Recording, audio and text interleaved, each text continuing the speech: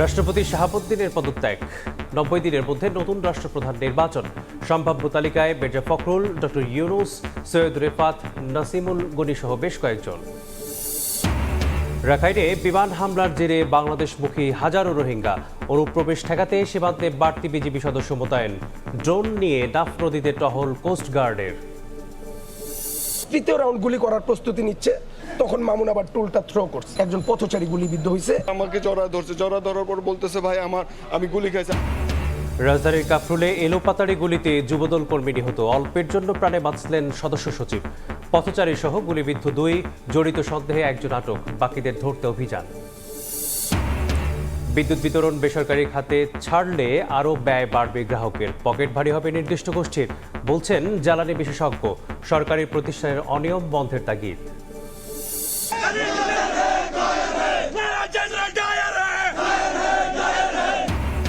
শিক্ষামন্ত্রীর পদত্যাগের দাবিতে অনড় ককরোচ পার্টি। আজ সিদ্ধান্ত জানাবে কেন্দ্রীয় সরকার। তরুণদের প্রতি কৃতজ্ঞতা জানিয়ে ভিডিও বার্তা মোদির।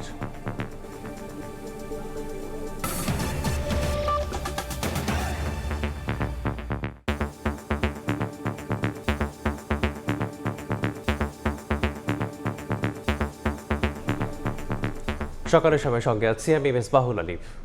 অবশেষে বিদায় নিলেন আলোচিত সমালোচিত রাষ্ট্রপতি মোহাম্মদ শাহাবুদ্দিন।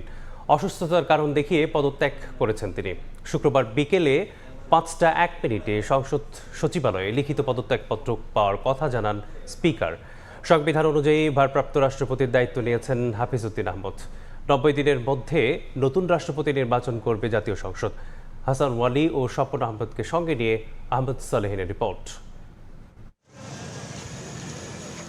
বঙ্গভবন থেকে জাতীয় সংসদ ভবন দূরত্ব কয়েক কিলোমিটার। ঘড়ির কাঁটায় বিকেল 5টা। গুঞ্জন উড়িয়ে অবশেষে রাষ্ট্রপতি মোহাম্মদ শাহাবুদ্দিন পদত্যাগ করেন। তার পদত্যাগপত্র পৌঁছায় স্পিকার হাফিজউদ্দিন আহমদের কাছে। টানা কয়েকদিনের জল্পনা কল্পনার অবসান ঘটে মোহাম্মদ শাহাবুদ্দিনের স্বাক্ষরিত চিঠি স্পিকারের নিকট পৌঁছলে, যেখানে রাষ্ট্রপতি মোহাম্মদ শাহাবুদ্দিন পদত্যাগের কারণ উল্লেখ করেন তার শারীরিক অসুস্থতাকে। বর্তমান অবস্থায় রাষ্ট্রপতির মতো গুরুত্বপূর্ণ পদে দায়িত্ব পালনে অসামর্থ্যের কথাই উঠে আসে তার পদত্যাগপত্রে। এরপরই শুক্রবার বিকেল 5:30 নাগাদ আনুষ্ঠানিকভাবে রাষ্ট্রপতির পদত্যাগপত্র হাতে পাওয়ার ঘোষণা দেন স্পিকার হাফিজউদ্দিন আহমদ। চিঠির বিষয়বস্তু তুলে ধরেন তিনি লিখিতভাবে জানিয়েছেন যে তিনি গুরুতর অসুস্থ, হৃদরোগ, উচ্চ রক্তচাপ, ডায়াবেটিস ও কিডনি জটিলতায় তিনি ভুগছেন। তার হৃদযন্ত্রে বাইপাস সার্জারি হয়েছে। ইদানিং স্বাস্থ্য পরীক্ষার অটোনমিক নিউরোপ্যাথি নামে রোগ শনাক্ত হয়েছে। এই রোগের কারণে তিনি মাঝে মাঝে অচেতন হয়ে পড়েন।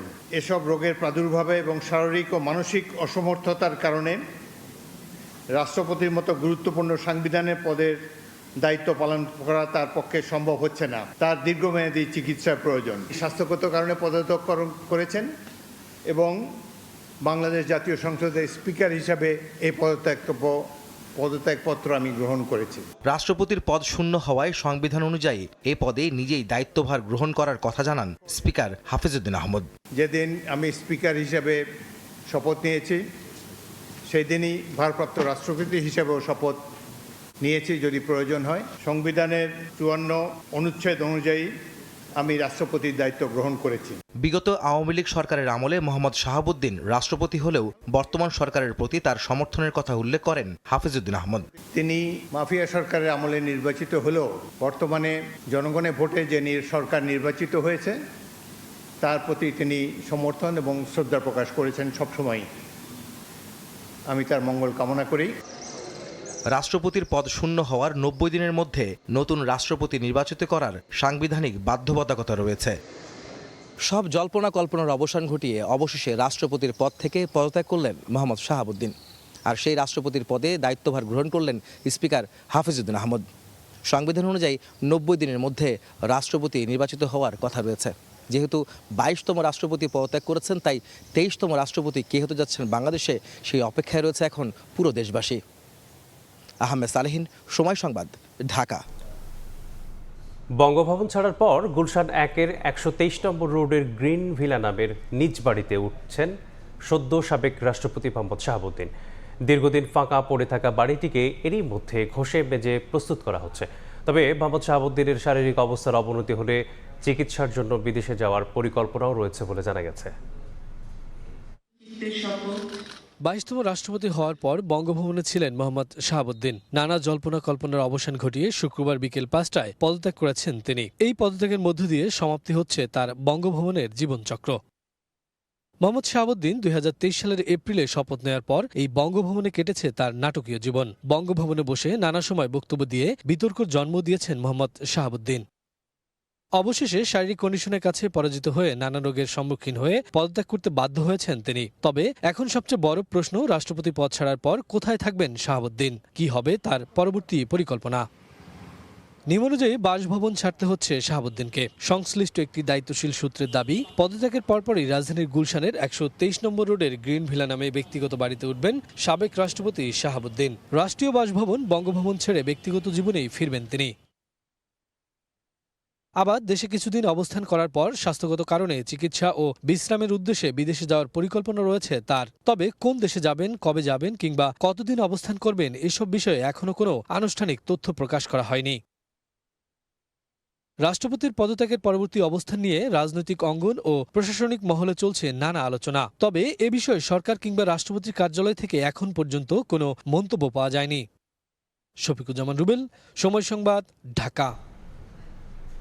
মোহাম্মদ শাহাবুদ্দিনের পদত্যাগের পর দেশ জুড়ে আলোচনায় কে হতে যাচ্ছেন পরবর্তী রাষ্ট্রপতি।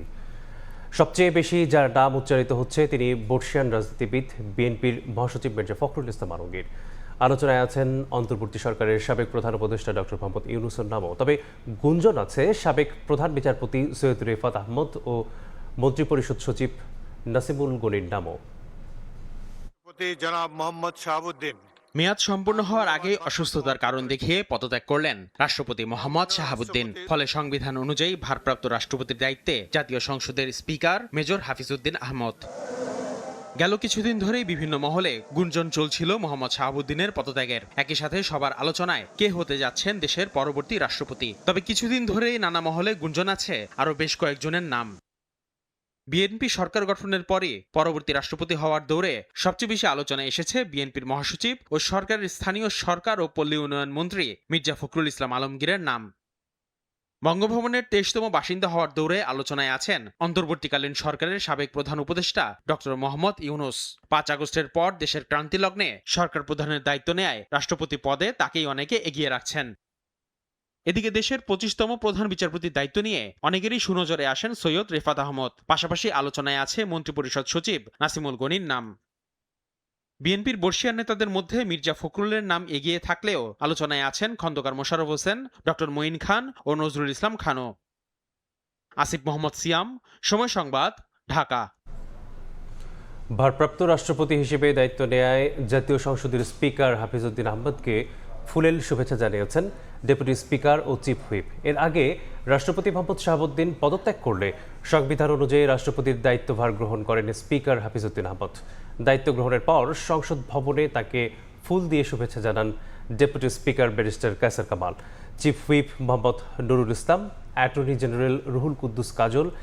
এদিকে স্পিকারের অনুপস্থিতিতে ভারপ্রাপ্ত স্পিকারের দায়িত্ব পালন করবেন deputy speaker barrister Kaiser Kamal.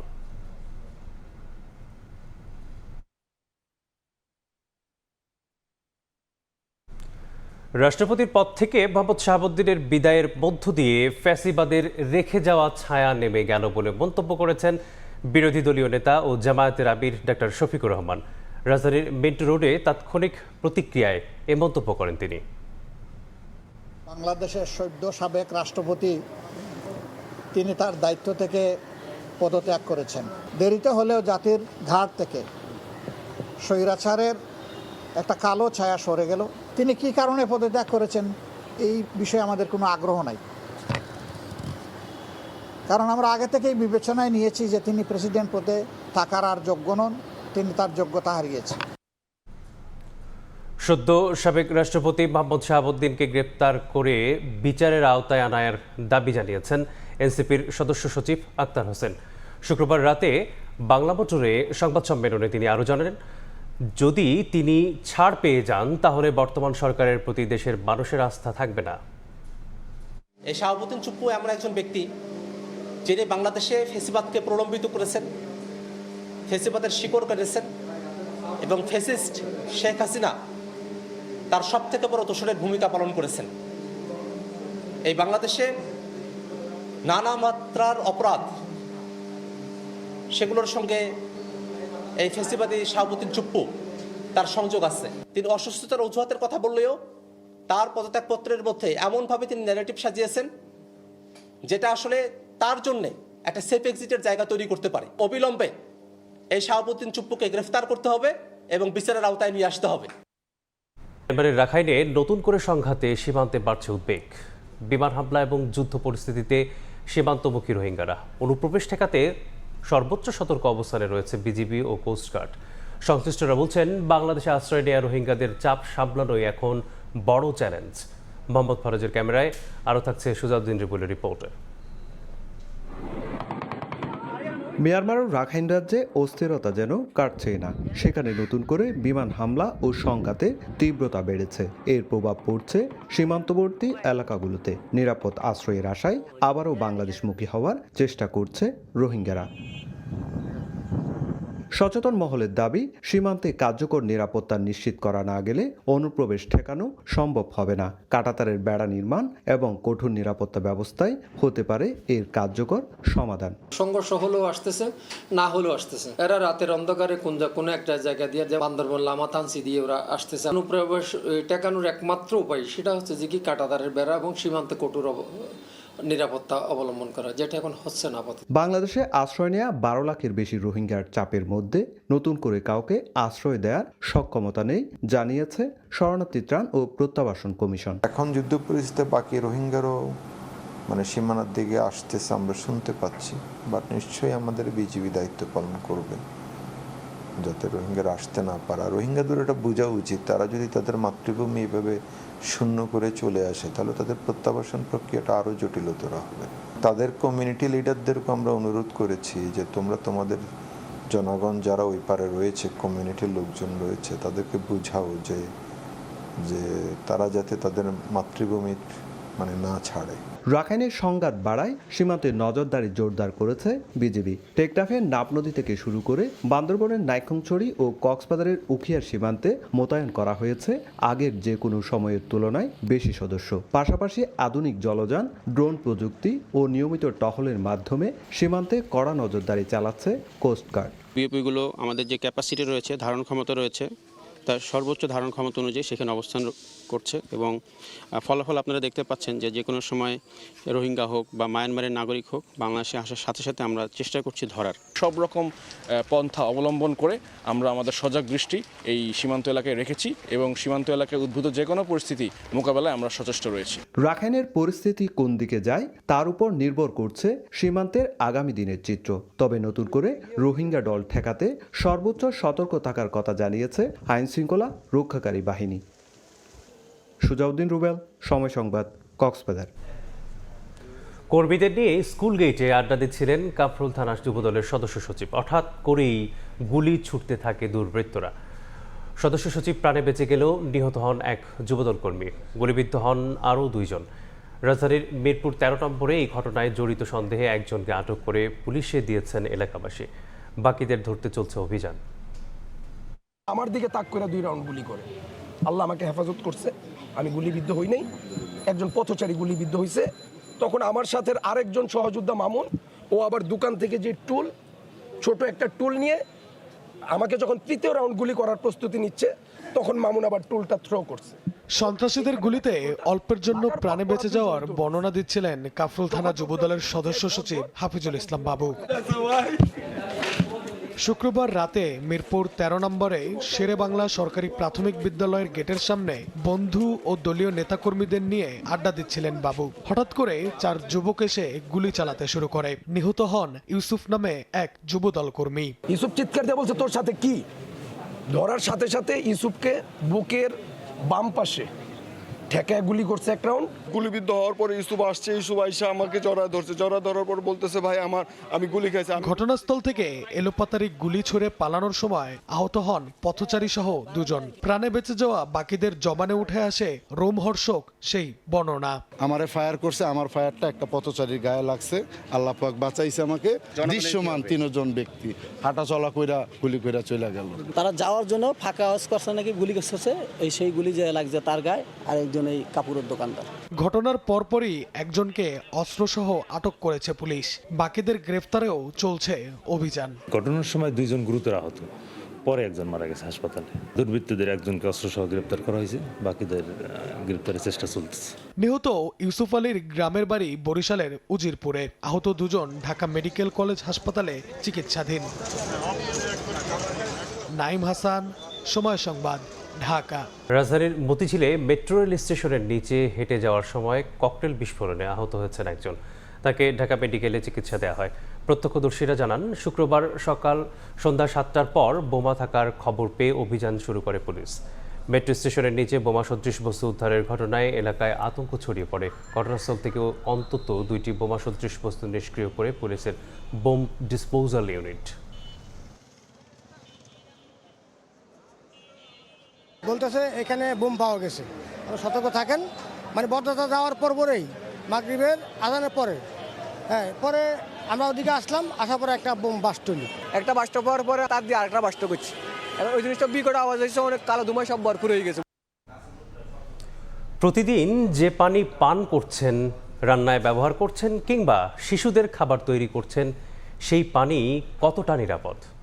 Dhaka ওয়াসার পানিতে শনাক্ত হয়েছে বিপজ্জনক রাসায়নিক পিফাস, যা ক্যান্সারের ঝুঁকি বাড়াতে পারে বলে সতর্ক করছেন গবেষকরা। 2024 ও 2025 সালে আলাদা 2টি গবেষণাতেই পিফাস ধরা পড়লে কমিটি গঠন করে ওয়াসা, কিন্তু 8 মাসেও নেয়নি কোনো ব্যবস্থা।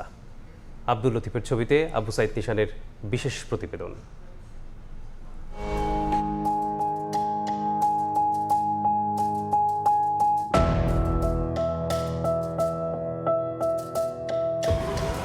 বর্তমানে রাজধানীতে ওয়াসার বিশুদ্ধ পানির এটিএম বুথের সংখ্যা 350টি, গ্রাহক সংখ্যা 8 লাখের বেশি। প্রতিদিন গড়ে 13 লাখ লিটার পানি বিক্রি হয়। পান করা, রান্না, শিশুদের খাবার তৈরি সবকিছুতেই ব্যবহার হচ্ছে এই পানি। কিন্তু সেই পানিতেই মিলেছে এমন রাসায়নিক যা নিয়ে বাড়ছে উদ্বেগ।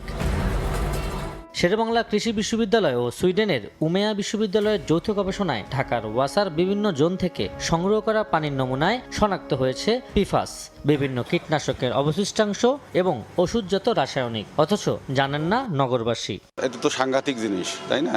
আপনার জীবনের ঝুঁকিপূর্ণ কোনো ব্যাপার পানিতে থেকেই থাকে, তাহলে তো ওয়াসা কর্তৃপক্ষকে তো এটা সজাগ হওয়া দরকার। মানুষ অসুস্থ হয়ে পড়বে, তাতে আমাদেরও ক্ষতি। আমিও তো এখন পানির লেগে আসছি। আবারও পরীক্ষা নিরীক্ষা করুক, গবেষণা করুক, যদি সত্যি পাওয়া যায় তাহলে সেটা থেকে জনগণ যাতে মুক্তি পায়। পিফাসকে বলা হয় ফরএভার কেমিক্যাল, কারণ এই রাসায়নিক সহজে ভাঙে না, দীর্ঘদিন পরিবেশে টিকে থাকে এবং মানবদেহ জমা হতে পারে।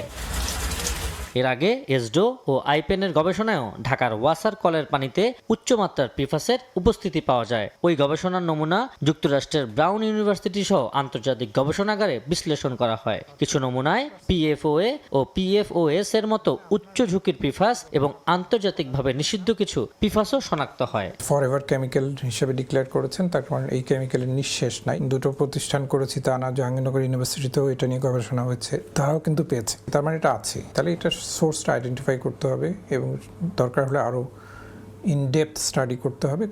আজকে 26 সালে এসেও আমরা দেখছি না যে তেমন কোনো উদ্যোগ সরকারের পক্ষ থেকে বা ওয়াসার পক্ষ থেকে নেওয়া হয়েছে। বিশেষজ্ঞরা বলছেন, দীর্ঘদিন এ ধরনের রাসায়নিকের সংস্পর্শে থাকলে লিভার ও কিডনির ক্ষতি, হরমোনের ভারসাম্যহীনতা, রোগ প্রতিরোধ ক্ষমতা দুর্বল হওয়া সহ নানা স্বাস্থ্য ঝুঁকি তৈরি হতে পারে। কিছু পিফাস দীর্ঘমেয়াদে ক্যান্সারের ঝুঁকিও বাড়াতে পারে। মানবদেহে জমতে থাকে, শরীরে যদি আসতে থাকে, এটা অনিবার্যভাবে একটা স্লো পয়জন, ধীরে ধীরে ক্যান্সারের দিকে ধাবিত হব।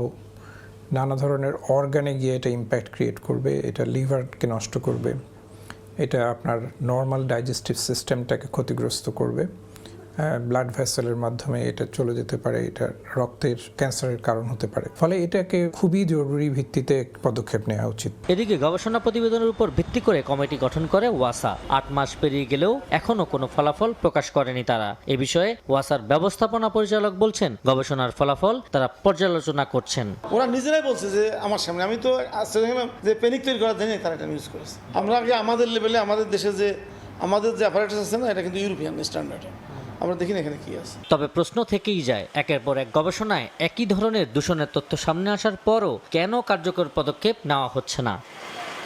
2024 সালে এসডো এবং 2025 সালে শেরে বাংলা কৃষির গবেষণা প্রতিবেদন উঠে আসে ঢাকার ওয়াসার পানিতে পাওয়া যাচ্ছে বিষাক্ত রাসায়নিক পদার্থ পিফাস। এ নিয়ে কমিটি গঠন করে ঢাকা ওয়াসা, কিন্তু এতদিনও কেন ফলাফল প্রকাশ পায়নি তা নিয়ে জনমনে উঠেছে প্রশ্ন। দ্রুত সময়ের মধ্যে গবেষণা প্রতিবেদনে আসা ফলাফল নিয়ে ওয়াসার কার্যকারিতা তুলে ধরার উপর জোর দেন স্থানীয় বাসিন্দারা। আবু সাইদ নিশান, সময় সংবাদ, ঢাকা। সকালের সময় আরও থাকছে, চট্টগ্রামে বুলেট ট্রেন, এক্সপ্রেসওয়ে ও ইপিজেডে আগ্রহ চীনের। 3 মেগা প্রকল্প ঘিরে ঘুরে দাঁড়ানোর স্বপ্ন ব্যবসায়ীদের, কাজ শুরুর তাগাদা দিয়ে রাষ্ট্রদূতকে চিঠি। বিদ্যুৎ বিতরণ বেসরকারি খাতে ছাড়ার চিন্তা করছে সরকার। এতে ব্যয় বেড়ে দিন শেষে খেসারত দিতে হবে গ্রাহককেই, এমনটাই মনে করছেন জ্বালানি বিশেষজ্ঞরা।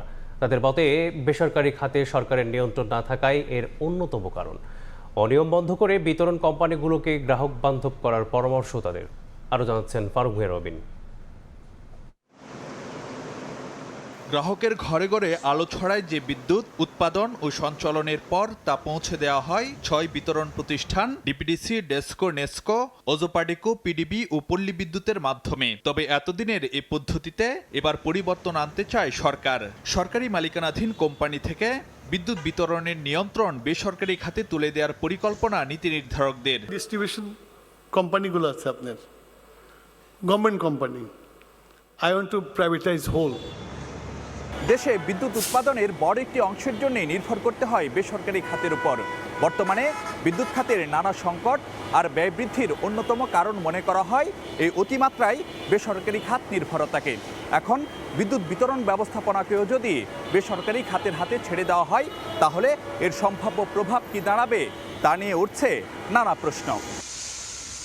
বিদ্যুৎ উৎপাদনে বেসরকারি সম্পৃক্ততা বাড়ার পর অনেকাংশেই অলিগার্ক শ্রেণীর হাতে জিম্মি এ খাত। বিদ্যুতের উৎপাদন ব্যয় ও ক্যাপাসিটি চার্জ নিয়ে বিতর্ক, এলপি গ্যাসের বাজারে নৈরাজ্য সহ নানা উদাহরণ প্রমাণ করে বেসরকারি খাত নিয়ন্ত্রণে দায়িত্বশীল সংস্থাগুলোর ব্যর্থতা। বিশেষজ্ঞরা বলছেন, বিদ্যুৎ বিতরণ ব্যবস্থাও ব্যক্তি মালিকানায় গেলে পকেট ভারী হবে নির্দিষ্ট গোষ্ঠীর। ধনীদেরকে আরো ধনী করতে হবে, আমাদেরকে মারতে হবে, জনগণকে মারতে হবে। সেই জন্য এইসব স্লোগান। ব্যক্তি খাতে দেওয়ার ফলে কিন্তু আমাদের বিদ্যুৎ উৎপাদন হিসাবের চেয়ে বেশি ট্যারিফ নির্ধারণ করতে হচ্ছে, কারণ রাষ্ট্রটা ওদের নিয়ন্ত্রণে। আবার বিতরণ খাত যদি এটাতে দেই, বিতরণ খাতে ট্যারিফ যেটা নির্ধারণ হবে সেই ধরাটা যদি 5 টাকা হয়, সেখানে তারা ধরবে এটা 60 টাকা। অর্থাৎ উৎপাদন ব্যয় একবার লাভ দিল, আবার বিতরণ ব্যয় আরেকবার লাভ দিবে। প্রথম কথা হলো যে বাংলাদেশে ডিস্ট্রিবিউশন চালানোর মতো কোনো প্রাইভেট সেক্টর নাই। 2 নম্বর, প্রাইভেট সেক্টর পাবলিক ইন্টারেস্ট রাখতে পারবে কিনা এবং সরকারের তার উপরে কন্ট্রোল থাকবে কিনা, এটাও আমরা নিশ্চিত না। বাংলাদেশে কোনো প্রাইভেট সেক্টরের উপরে কোনো রেগুলেটরি কোনো কন্ট্রোল দেখতে পাচ্ছি আমরা? এলপিজি যে প্রাইস ডিক্লেয়ার করে সেই প্রাইসে মার্কেটে পাওয়া যায়। তবে সরকারি বিতরণ প্রতিষ্ঠানগুলোর বিরুদ্ধেও আছে দুর্নীতি, অব্যবস্থাপনা, গ্রাহক হয়রানির নানা অভিযোগ। কিন্তু তার জন্য বেসরকারি খাত কোনোভাবেই উপযুক্ত বিকল্প নয় বলে মত বিশেষজ্ঞদের। There will be no change in private sector, absolutely no. বাংলাদেশে প্রাইভেট সেক্টর যে খুব সৎ, খুব এফিশিয়েন্ট, এটা বলা যাবে না। বাংলাদেশে করাপশনের যে জেনারেল ট্রেন্ড সরকারি, আধা সরকারি সব জায়গায় আছে, প্রাইভেট সেক্টরও আছে। Private sector is equally corrupt. সরকারি খাতের এটা কিন্তু খাতের দোষ নাই, খাতের নিয়ন্ত্রণ যারা করে তাদের দোষ। করাপশন তো এখনও ওনারা বন্ধ করতে পারে। করাপশন ওনারা বন্ধ করে না কেন? একটাই কারণ, করাপশনের ভাগ সবাই পায়, পাওয়ারফুল লোকেরাও করাপশনের ভাগ পায়। ওনারা যদি প্রাইভেটকে দেয়, এই করাপশন কি বন্ধ হবে? না, ওনারা তো প্রাইভেট পার্টির থেকেও পয়সা নেবে, তোল নেবে না। ভারতের কয়েকটি শহরে বিদ্যুৎ বিতরণে আদানি, রিলায়েন্স, টাটার মতো প্রতিষ্ঠানের সফলতা থাকলেও বাংলাদেশের বাস্তবতা ভিন্ন বলে মনে করেন কোনো বিশেষজ্ঞ। ফারুক রবিন, সময় সংবাদ, ঢাকা। বুলেট ট্রেন চালুর মাধ্যমে ঢাকা চট্টগ্রামের দূরত্ব মাত্র 1.5 ঘন্টায় নামিয়ে আনার পাশাপাশি চট্টগ্রাম কক্সবাজার রুটে সড়ক পথের ভোগান্তি কমাবে এক্সপ্রেসওয়ে। তার সঙ্গে যুক্ত হচ্ছে $500 মিলিয়ন আনোয়ারায় চায়না ইকোনমিক জোন। চীনের সম্ভাব্য অর্থায়নে এই 3টি মেগা প্রকল্পই অর্থনৈতিকভাবে ঘুরে দাঁড়ানোর স্বপ্ন দেখছেন চট্টগ্রামের ব্যবসায়ীরা। এমনকি বুলেট ট্রেন সহ প্রকল্পগুলো এগিয়ে নিতে চীনের রাষ্ট্রদূতের কাছে চিঠিও দিয়েছে চট্টগ্রাম চেম্বার অব কমার্স। শাকত ত্রিপুর ক্যামেরায় আরও জানাচ্ছেন কমল দে।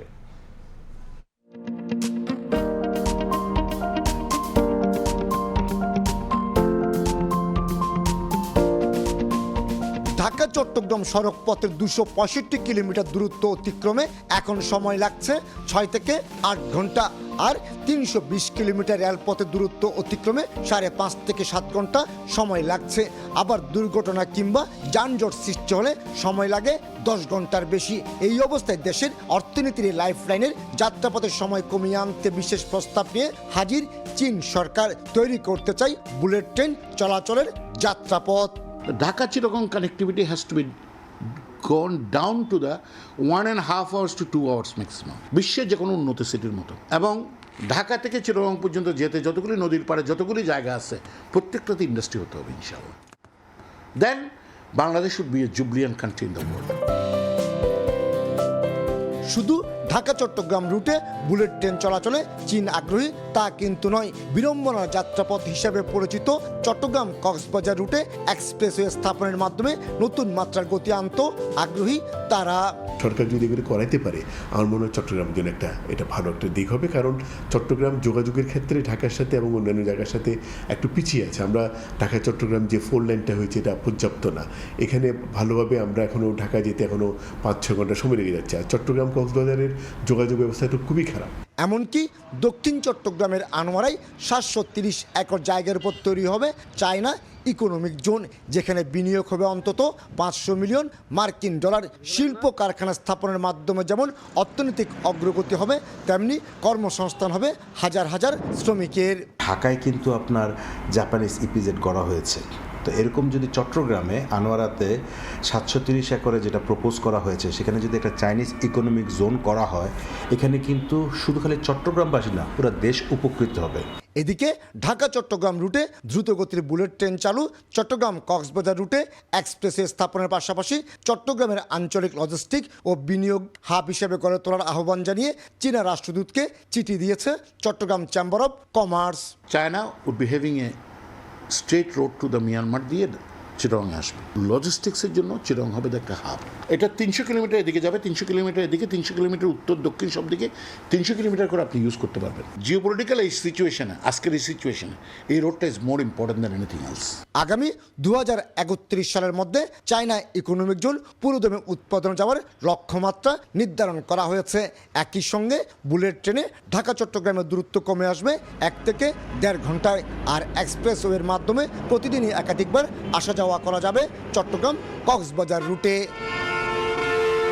ভূরাজনৈতিক চিত্রে কৌশলগতভাবে সুবিধাজনক স্থানে রয়েছে বাংলাদেশের এই বন্দর নগরী চট্টগ্রাম, আর তাই ঢাকা চট্টগ্রাম বুলেট ট্রেন কিংবা চট্টগ্রাম কক্সবাজারের এক্সপ্রেসওয়ে, একই সাথে চায়না ইকোনমিক জোন, আর এই মেগা প্রকল্পগুলো বাস্তবায়ন হলে দক্ষিণ এশিয়ার অর্থনীতি চিত্র পাল্টে দেবে বাংলাদেশ। কমল দে, সময় সংবাদ, চট্টগ্রাম। রফতানি কমে গেছে কুমিল্লার বিবির বাজার স্থলবন্দর দিয়ে। একসময় সিমেন্ট ও এলপিজি রপ্তানি হলেও এখন সীমিত আকারে সিমেন্ট যাচ্ছে। কমেছে পাসপোর্টধারী যাত্রী চলাচলও। ব্যবসায়ীরা বলছেন, রাজনৈতিক অস্থিতিশীলতার জন্য এতদিন রপ্তানি বাণিজ্য সমস্যা হলেও বর্তমানে এর সমাধান হওয়া জরুরি। তবে বন্দর কর্তৃপক্ষ বলছে, ভারত ভিসা জটিলতা তৈরি করায় বাণিজ্য বিঘ্নিত হচ্ছে। বাহরাইনের পাঠানো তথ্য ও ছবিতে রিপোর্ট। কুমিল্লার বিবির বাজার স্থলবন্দর দিয়ে ভারতে 22টি পণ্য রপ্তানির অনুমতি রয়েছে। তবে রপ্তানি হতো শুধু সিমেন্ট ও এলপিজি। 2024 সালের 5 আগস্টের পর বন্ধ হয়ে যায় এলপিজি রপ্তানি। বর্তমানে সীমিত আকারে সিমেন্ট রপ্তানি চালু আছে। সংশ্লিষ্টরা বলছেন পণ্য রপ্তানির সঙ্গে কমেছে পাসপোর্টধারী যাত্রী চলাচলও। খোদ ভারতীয়রা বলছেন বাংলাদেশের সঙ্গে আগের মতো বাণিজ্য ও যাত্রী পারাপার স্বাভাবিক হলে উপকার দুদেশেরই। আর ব্যবসায়ীরা বলছেন রাজনৈতিক অস্থিতিশীলতার জন্য এতদিন রপ্তানি বাণিজ্যে সমস্যা হলেও বর্তমানে এর সমাধান হওয়া জরুরি। আমরা ত্রিপুরার যারা আছি আমরা তো বাংলাদেশে সবসময় ঘুরতে আসি। একটা দেশে বৈদেশিক সম্পর্ক ব্যবসায় যখন রূপান্তরিত হয় তখন দুই দেশের জন্যই ভালো। ইন্ডিয়ান সাধারণ জনগণের ডিমান্ড আছে, কিন্তু গভর্নমেন্ট তারা আর কি এলসি কম খুলতেছে। তবে বন্দর কর্তৃপক্ষ বলছে ভারত ভিসা জটিলতা তৈরি করায় বাণিজ্য বিঘ্নিত হচ্ছে। ভিসা প্রক্রিয়া স্বাভাবিক হলে আবারও রপ্তানি বৃদ্ধির পাশাপাশি বন্দরের রাজস্ব আয় বাড়বে। আমদানির ক্ষেত্রে ভিসা যদি সহজীকরণ হয়, স্থানীয় ব্যবসায়ীরা মার্কেট এক্সপ্লোর করতে পারবে। এখানে যে স্থানীয় মেডিকেল কলেজগুলি আছে এখানে ভারতীয় স্টুডেন্টরা পড়ছে এবং যাত্রী গমনাগমন যথেষ্ট ভালো আছে, সেক্ষেত্রে আমরা রাজস্বের ক্ষেত্রে বেনিফিটেড হচ্ছি। বন্দর কর্তৃপক্ষের তথ্য মতে 2025-26 অর্থ বছরে বিবির বাজার স্থলবন্দর দিয়ে 74,215 মেট্রিক টন পণ্য রপ্তানি হয়েছে আর আমদানি হয়েছে 1,724 মেট্রিক টন। সময় সংবাদ, কুমিল্লা। টানা বর্ষণ ও পাহাড়ি ঢলে বান্দরবনে ক্ষতিগ্রস্ত 180 কিলোমিটার সড়ক। কোথাও সৃষ্টি হয়েছে বড় বড় গর্ত, এতে ব্যাহত হচ্ছে যান চলাচল। বরাদ্দ পেলে ক্ষতিগ্রস্ত সড়ক দ্রুত মেরামত করার কথা জানিয়েছে এলজিইডি। বিস্তারিত এনে জাকিরের রিপোর্টে। ধসে গেছে সড়ক, কোথাও দেখা দিয়েছে ফাটল, আবার অনেক জায়গায় নিচ থেকে সরে গেছে মাটি, সৃষ্টি হয়েছে বড় বড় গর্ত। এই চিত্র বান্দরবান সদর, লামা আলীকদম, নাইক্ষ্যংছড়ি সহ বিভিন্ন উপজেলায়। এর মধ্যে পার্বত্য চট্টগ্রাম উন্নয়ন বোর্ডের 25 কিলোমিটার, সড়ক ও জনপথের 65 কিলোমিটার এবং এলজিইডির 90 কিলোমিটার সড়ক ক্ষতিগ্রস্ত হয়েছে। এছাড়া টানা বর্ষণ ও পাহাড়ি ঢলে ক্ষতিগ্রস্ত বিভিন্ন উপজেলার অভ্যন্তরীণ সড়কও। বিভিন্ন গুরুত্বপূর্ণ সড়কে ঝুঁকি নিয়ে চলাচল করছে যানবাহন। নিত্য প্রয়োজনীয় পণ্য পরিবহন, রোগী হাসপাতালে নেওয়া এবং শিক্ষার্থীদের স্কুল কলেজে যাতায়াতেও দেখা দিয়েছে চরম দুর্ভোগ। কোথাও জরুরি ভিত্তিতে অস্থায়ীভাবে সড়ক মেরামত করা হলেও কাটেনি ভোগান্তি। অনেক জায়গায় এই রাস্তা পুরা বেহাল অবস্থা হয়ে গেছে, গাড়ি ঘোড়া ঢুকতে পারতেছে না, এখন আমরা চলাফেরা করতে পারতেছি না, রাস্তা ভেঙে গেছে, আমাদের যাতায়াত করতে কষ্ট হয়। ইতিমধ্যে সড়কের ক্ষয়ক্ষতির প্রাথমিক হিসাব সম্পন্ন করে ঊর্ধ্বতন কর্তৃপক্ষকে পাঠানো হয়েছে। বরাদ্দ পেলে দ্রুত ক্ষতিগ্রস্ত সড়ক মেরামত করার আশ্বাস এলজিইডির কর্মকর্তার। বরাদ্দ পেলে তারপর আমরা মেইনটেনেন্সের কাজ শুরু করব। ইতিমধ্যে আমাদের এলজিইডির এলসিএস মহিলা কর্মীদের মাধ্যমে রাস্তা কাজও চলতেছে। সরকারি তথ্য মতে টানা বর্ষণ ও পাহাড়ি ঢলে বন্যায় ক্ষতিগ্রস্ত সড়ক মেরামতে ব্যয় হবে 133 কোটি টাকা। এনএ জাকির, সময় সংবাদ, বান্দরবান। টানা বৃষ্টি আর জলাবদ্ধতায় নোয়াখালীর হাতিয়ায় প্রায় 25,000 হেক্টর জমির ফসল ক্ষতিগ্রস্ত হয়েছে। ঋণ নিয়ে চাষাবাদ করায় এখন লোকসানের সংখ্যায় দিশেহারা কৃষক। কৃষি বিভাগ বলছে এরই মধ্যে ক্ষতিগ্রস্তদের তালিকা করে মন্ত্রণালয়ে পাঠানো হয়েছে। সাইফুল্লাহ কামরুলের পাঠানো তথ্য ও মোহাম্মদ ইয়াসিনের ছবিতে রিপোর্ট। ফসলের ক্ষেতে জমে আছে পানি, নষ্ট হয়ে গেছে অনেক জমির আবাদ। চলতি সপ্তাহের বৃষ্টিতে নোয়াখালীর দীপু উপজেলা হাতিয়ার বিস্তীর্ণ ফসলের মাঠে জলাবদ্ধতার সৃষ্টি হয়েছে। ক্ষতিগ্রস্ত হয় সবজি, মরিচ, ফল, পান, ধানসহ প্রায় 25,000 হেক্টর জমির ফসল। কৃষক বলছেন ঋণ নিয়ে চাষাবাদ করায় এখন লোকসানের আশঙ্কা করছেন তারা। এমনকি মাঠ পর্যায়ে ক্ষতিগ্রস্তরা কৃষি কর্মকর্তাদের সহযোগিতা না পাওয়ারও অভিযোগ করেছেন। আমি 3 কাঠা জমিনে 15 কেজি ধান ফেলাইছি, ফেলাইবার পরে বীজটা নষ্ট হয়ে গেছে। বীজ হালাইছি, বীজ পানি তলে রয়ে গেছে। আমি যে নতুন করে আবার কিছু করব, আমার কাছে কিছুই নেই। যে আমাদের এলাকাতে কৃষি অফিসার আছে উনিও আসি দেখে নাই। এখন তো কোনো বীজ নেই, আবার ফুল লাগামো ওই সময়টাও নাই। কৃষি বিভাগ বলছে এরই মধ্যে ক্ষতিগ্রস্তদের তালিকা করে মন্ত্রণালয়ে পাঠানো হয়েছে। প্রাথমিক একটা ক্ষয়ক্ষতির রিপোর্ট প্রেরণ করেছি, পরবর্তীতে আমরা একটা ঊর্ধ্বতন কর্তৃপক্ষের কাছে চূড়ান্ত প্রতিবেদন প্রেরণ করেছি।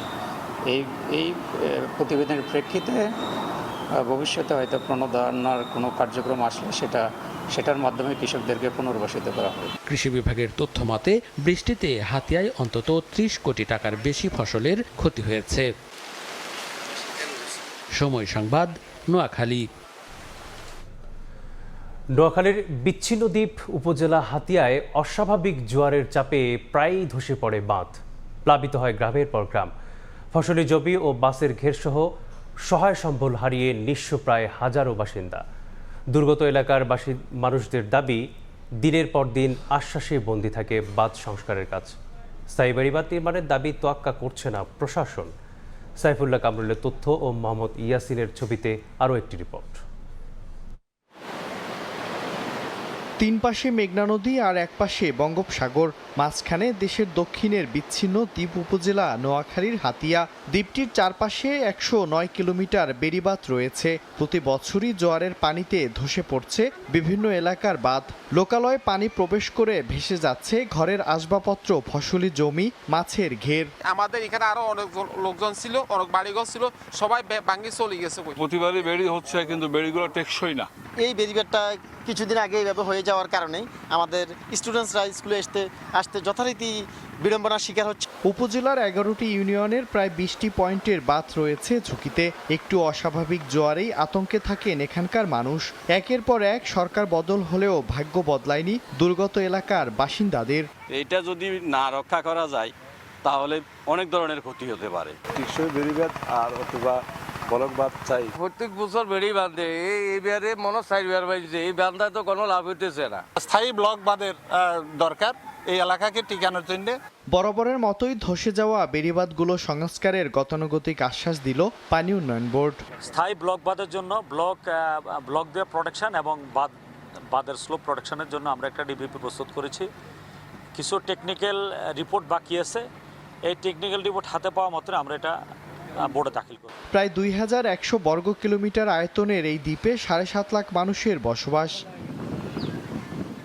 সময় সংবাদ, নোয়াখালী। কিশোরগঞ্জের ভৈরব অংশে নামমাত্র ইজারা নিয়ে ব্রাহ্মণবাড়িয়ার আশুগঞ্জ অংশে দিনে রাতে অর্ধশতাধিক ড্রেজার দিয়ে অবৈধভাবে বালু উত্তোলন করায় ভাঙনের কবলে 100 বছর আগে মেঘনার বুকে জেগে ওঠা চর সোনারাম গ্রাম। ঝুঁকিতে রয়েছে আশুগঞ্জ বিদ্যুৎ কেন্দ্রের জাতীয় গ্রিড লাইনের টাওয়ারও। অবৈধ বালু উত্তোলন বন্ধের দাবি স্থানীয় বাসিন্দাদের, দ্রুত পদক্ষেপ নেওয়ার আশ্বাস জেলা প্রশাসনের। হৃদয় পালের ক্যামেরায় ব্রাহ্মণবাড়িয়া থেকে উজ্জ্বল চক্রবর্তীর রিপোর্ট। কিশোরগঞ্জের ভৈরবের অংশে ইজারা নামে এভাবেই অর্ধশতাধিক ড্রেজার দিয়ে ব্রাহ্মণবাড়িয়ার আশুগঞ্জ অংশে মেঘনা নদী থেকে অবৈধভাবে বালু উত্তোলন করা হচ্ছে। এতে মেঘনার বুকে জেগে ওঠা 100 বছরের পুরাতন চর সোনারাম গ্রামটি ঝুঁকিতে পড়েছে। আতঙ্কে রাত কাটাচ্ছেন বাসিন্দারা। চরটি রক্ষায় তারা মানববন্ধন, বিক্ষোভ মিছিল এবং মহাসড়ক অবরোধ সহ নানা কর্মসূচি পালন করে আসছেন। এদিকে মেঘনার মাঝ নদী থেকে ক্রমাগত বালু উত্তোলনের কারণে ঝুঁকিতে পড়েছে আশুগঞ্জ বিদ্যুৎ কেন্দ্রের জাতীয় গ্রিড লাইনের বৈদ্যুতিক টাওয়ার, পাশের একাধিক কেপিআই বিদ্যুৎ কেন্দ্র, মেঘনা নদীর উপরে থাকা 2টি রেল সেতু এবং একটি সড়ক সেতু। মানুষ ঘুমা তখন কাছে আয়া কাটে, যখন ফর্সা হয়ে জায়গা তখন দূরে জায়গা। যেভাবে কাটতেছে না, যদি খালি মনে হয় পানি একটু বাড়ে তাহলে এটা বাইঙ্গা শুতে ব্রিজের বাড়ি সব ঘর বাড়ি দেবো গা। প্রায় 10টি ড্রেজার জব্দ করেছিলাম, সেই 10টি ড্রেজার থেকে একটি ড্রেজার তারা ছিনিয়ে নিয়ে যায়।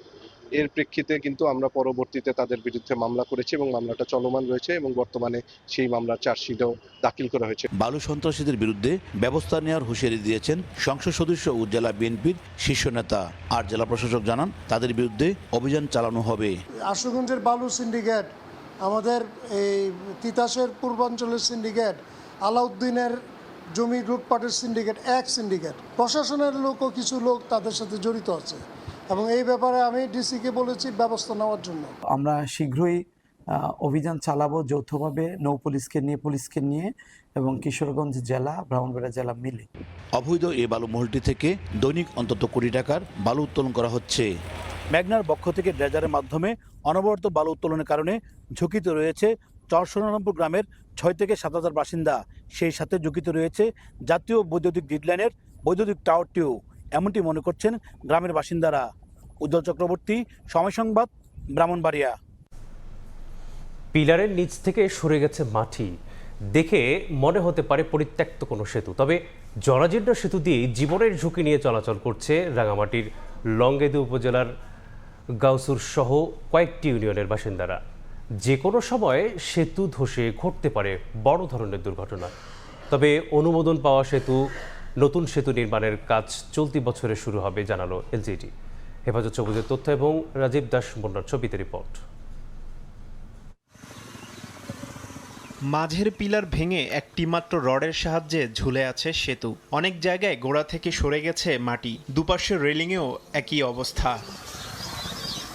রাঙামাটির লংগদু উপজেলার গাউসুর সেতু দিয়ে গুলশাখালী, বগাচত্বর, ভাসান্নদম ও বাঘাইছড়ি উপজেলার আমতলী ইউনিয়নের মানুষের চলাচলের একমাত্র ভরসা এই সেতু। সামান্য মোটরসাইকেল চলাচল করলেই দুলতে থাকে সেতুটি। তবু এই জরাজীর্ণ সেতু দিয়ে জীবনের ঝুঁকি নিয়ে 1 দশকেরও বেশি সময় ধরে চলাচল করছেন স্থানীয়রা। যে কোনো মুহূর্তেই সেতুটি ধসে ঘটতে পারে বড় ধরনের দুর্ঘটনা। ব্রিজটাতে আসার সঙ্গে সঙ্গে একটা আর কি নিজের শরীরের ভিতরে একটা আতঙ্ক সৃষ্টি হয় যে ব্রিজটা কি হয়তো ভাঙা পড়বো। এখান দিয়ে যাত্রীও চলাচল করে না। আমরা আগে ভাড়া মারতাম 1000 থেকে 1200 টাকা, এখন ভাড়া মারতে পারি না, আমাদের ভাড়া কমে গেছে। এই ব্রিজটা যদি ভেঙে যায় তাহলে আমাদের কি সকল কার্যকলাপ বন্ধ হয়ে যাবে। এরই মধ্যে নতুন সেতু নির্মাণের অনুমোদন দেয়া হয়েছে জানিয়েছে এলজিইডির নির্বাহী প্রকৌশলী। এ বছরের মধ্যেই কাজ শুরুর আশ্বাস তার। ব্রিজটা অনুমোদন পেয়েছি, আমরা টেন্ডারে অলরেডি চলে গিয়েছি। এটা আমরা কাজটা এই বছরই বাস্তবায়ন হবে, শুরু হবে ইনশাআল্লাহ। এলজিইডির তথ্য মতে 2002 সালে 70 মিটার দৈর্ঘ্যের এই সেতুটি নির্মাণ করা হয়। সময় সংবাদ, রাঙামাটি। দেখছেন সকালের সময়। দেশের বাইরের খবর। শিক্ষামন্ত্রী ধর্মেন্দ্র প্রধানের পদত্যাগের দাবিতে অনড় ভারতের ককরোচ জনতা পার্টি। 2 মন্ত্রীর সঙ্গে আলোচনায় বসে সংগঠনটির প্রতিনিধিরা। তারা জানান, আন্দোলনকারীদের দাবি দাওয়ায় বিষয়ে সিদ্ধান্ত নিতে আজকের দিন পর্যন্ত সময় চেয়েছে মোদী সরকার। তবে দাবি আদায় না হওয়া পর্যন্ত বিক্ষোভ চালিয়ে যাওয়ার ঘোষণা দিয়েছে সিজেপি। এদিকে শুক্রবার রাতে তরুণদের প্রতি কৃতজ্ঞতা জানিয়ে ভিডিও বার্তায় ভারতের প্রধানমন্ত্রী নরেন্দ্র মোদী বলেন, প্রশ্ন ফাঁসে জড়িতদের বিরুদ্ধে কঠোর শাস্তির বিধান রেখে নতুন আইন আনা হবে। বিক্ষোভে উত্তাল ভারতের যন্তর মন্তর। মেডিকেলের ভর্তি পরীক্ষার প্রশ্ন ফাঁসের প্রতিবাদে এবং শিক্ষামন্ত্রী ধর্মেন্দ্র প্রধানের পদত্যাগের দাবিতে সোচ্চার আন্দোলনকারীরা। গ্রাফিতি এঁকে গান গেয়ে বিক্ষোভ করছেন তারা। এরই মধ্যেই শুক্রবার কেন্দ্রীয় মন্ত্রী জেপি নাড্ডা ও দ্বিজেন্দ্র সিং এর সঙ্গে আন্দোলনের নেতৃত্বে থাকা ককরোচ জনতা পার্টির প্রতিনিধিদের সঙ্গে বৈঠক হয়। সিজেপি জানিয়েছে, তাদের দাবির বিষয়ে জবাব দিতে শনিবার বিকেল পর্যন্ত সময় চেয়েছে মোদী সরকার। দাবি আদায় না হওয়া পর্যন্ত আন্দোলন চালিয়ে যাওয়ার কথাও জানিয়েছে ককরোচ জনতা পার্টি। যন্তর মন্তরে ককরোচ জনতা পার্টির এই আন্দোলন ধর্মেন্দ্র প্রধান পদত্যাগ না করার পর্যন্ত শেষ হবে না। বিজেপি বা সরকার যদি এই সংকট সমাধান চায়, তাহলে এর একটাই পথ, ধর্মেন্দ্র প্রধানকে পদত্যাগ করতে হবে। এদিকে প্রশ্ন ফাঁস রোধে কঠোর আইন আনার ঘোষণার পর এবার তরুণদের প্রতি কৃতজ্ঞতা জানিয়েছেন ভারতের প্রধানমন্ত্রী নরেন্দ্র মোদী। শুক্রবার প্রকাশিত এক নতুন ভিডিও বার্তায় তিনি বলেন, আগের ভিডিওতে দেওয়া তরুণদের পরামর্শ সরকারের জন্য গুরুত্বপূর্ণ। তিনি সবাইকে ধন্যবাদ জানিয়ে বলেন, জনগণের সঙ্গে এই সংযোগ ভবিষ্যতে আরো শক্তিশালী হবে। এর আগে প্রশ্নপত্র ফাঁসের ঘটনায় উদ্বেগ প্রকাশ করে মোদী জানান, এ ধরনের অপরাধে জড়িতদের বিরুদ্ধে কঠোর শাস্তির বিধান রেখে নতুন আইন আনা হবে। অন্যদিকে টানা 26 দিনের অনশন ভাঙেন সমাজকর্মী সোনম ওয়াংচুক। তার অনশন প্রত্যাহারের পর আন্দোলন ও সরকারের মধ্যে সমঝোতার সম্ভাবনা আরও জোরালো হয়েছে। বিরোধী দলগুলো আন্দোলনের প্রতি সমর্থন জানিয়ে লোকসভায় শিক্ষা সংস্কার নিয়ে আলোচনার আগে শিক্ষামন্ত্রী ধর্মেন্দ্র প্রধানের পদত্যাগ দাবি করেছে। টানা 35 দিন ধরে দিল্লির যন্তর মন্তরে আন্দোলন চালিয়ে যাচ্ছে ককরোচ জনতা পার্টি সিজেপি। বিক্ষোভের উত্তাপে পড়ছে পশ্চিমবঙ্গের কলকাতাও। প্রশ্নপত্র ফাঁস ও কেন্দ্রীয় শিক্ষামন্ত্রীর পদত্যাগের দাবিতে পার্ক সার্কাসের ক্যাম্পাস থেকে মহামিছিল শুরু করেন আলিয়া বিশ্ববিদ্যালয়ের শিক্ষার্থীরা। এ সময় মোদী ও বিজেপি বিরোধী স্লোগান দেন তারা। শিউলি রোজা, সময় সংবাদ। দেখছেন সকালের সময়। খেলার খবর। নাহিদ, লিটন, শরীফুলদের ইনজুরিতে অস্ট্রেলিয়া সফরে দল নিয়ে বিপাকে নির্বাচক প্যানেল। যদিও আজ এই স্কোয়াড চূড়ান্ত করা হবে বলে জানান প্রধান নির্বাচক হাবিবুল বাশার সুমন। গুরুতর ইনজুরিতে পড়ায় 2 টেস্টেই নাহিদ রানাকে না পাওয়ার শঙ্কা রয়েছে। ইবাদত হোসেনকে নিয়েও রয়েছে সংশয়।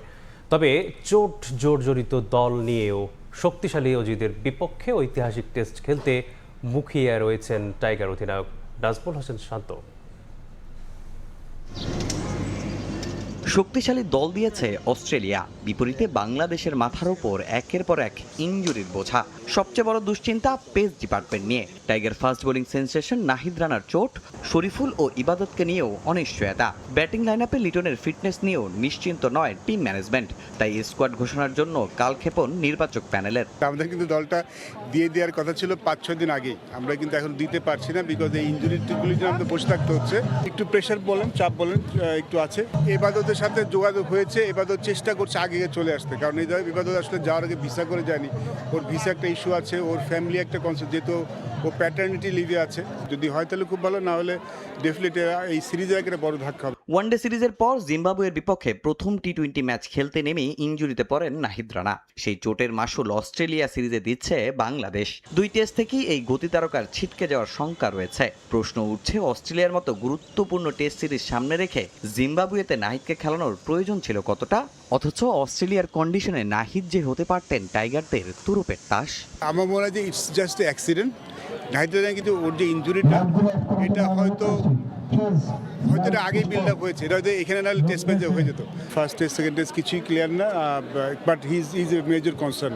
দেখা যায় কালকে হয়তো একদম পরিষ্কার একটা ধারণা আপনাদের দিতে হবে। তো আমরা কিন্তু যথেষ্ট ওয়ার্কলোড ম্যানেজমেন্ট করি। একজন বোলার যখন টেস্ট ম্যাচ খেলতে যায়, তার যেমন বেশি ওভার ওয়ার্ক হলেও যেমন দুশ্চিন্তা, যদি কম বোলিং করেন সেটা আসলে দুশ্চিন্তা। তো নাহিদ রানা, তাসকিনদের যাওয়ার আগে কিন্তু কিছু ম্যাচ খেলে যেতেই হতো, আমরা নির্দিষ্ট সংখ্যক ওভার বল করে যেত, সেটা কিন্তু চেক করা হয়েছিল। 1.5 যুগ পর অস্ট্রেলিয়া সফরে যাচ্ছে বাংলাদেশ। ম্যাকি ও ডারউইনের কন্ডিশনে হেড, স্মিথ, ইংলিশদের মতো ব্যাটাররা কঠিন পরীক্ষা নেবেন বাংলাদেশের বোলারদের। অন্যদিকে টাইগার ব্যাটারদের জন্য চ্যালেঞ্জটা আরও বেশি। স্টার্ক, কামিন্স ও হ্যাজেলউডদের মতো বিশ্বসেরা পেসাররা আছেন স্কোয়াডে। কঠিন এই লড়াইয়ের জন্য কতটা প্রস্তুত টাইগাররা? এরকম একটা দল ওরা দিয়েছে, এটা আমাদের টিমের জন্য অনেক বড় একটা অপরচুনিটি যে ওই টিমের এগেনস্টে আমরা কত ভালো ক্রিকেট খেলতে পারি। এবং আমি বলবো যে অলরেডি আমরা একটা ভালো অবস্থান তৈরি করতে পারছি এই টেস্ট টিমটা নিয়ে। কারণ আপনি যদি অপোনেন্টের স্কোয়াডটা দেখেন, এখানে বোঝা যাচ্ছে যে তারা এই সিরিজটা লাইটলি নাই। আগামী 13 আগস্ট ডারউইন ও 22 আগস্ট ম্যাকেতে 2টি টেস্ট খেলবে বাংলাদেশ ও অস্ট্রেলিয়া। তামিম হোসেন, সময় সংবাদ, ঢাকা।